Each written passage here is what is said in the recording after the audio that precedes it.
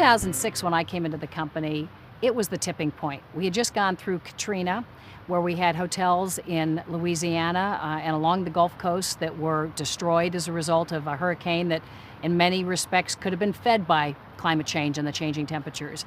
And we realized that our hotels were very vulnerable. And if we wanted to continue building hotels all around the world and not face that kind of risk, we really had to be focusing on climate change and our own footprint. And so I got the green light from the CEO and chairman, Bill Marriott, to kind of move us to the next level. I had to find some fellow travelers, some other champions to help me. And I happened to notice in the company parking lot that the CFO, our chief financial officer, who's now our president and COO, drove a Prius. So I engaged him as I first came to the company on this and realized that his kids were really into going green at home, and he thought this was really important.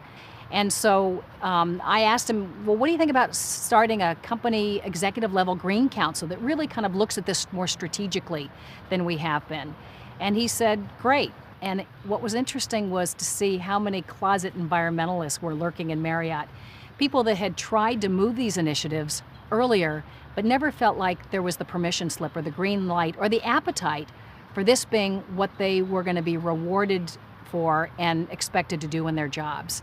And so we really saw a groundswell across the enterprise from people in leadership positions in architecture and construction, in law, in human resources, in operations, in my communications department, who really wanted to do something. What's interesting is a lot of our big customers have really pushed us the furthest, like Pepsi, that has also got major greening initiatives. Companies like GE, companies like IBM, that are really looking for ways that they can green their stay. So they send RFPs saying, what are you as a company doing on the environment? Because that will impact whether we give you our business or we give it to another hotel company. When we first started really ramping up our environmental initiatives 3 years ago at Marriott, our PR department wanted to say, Marriott has gone green.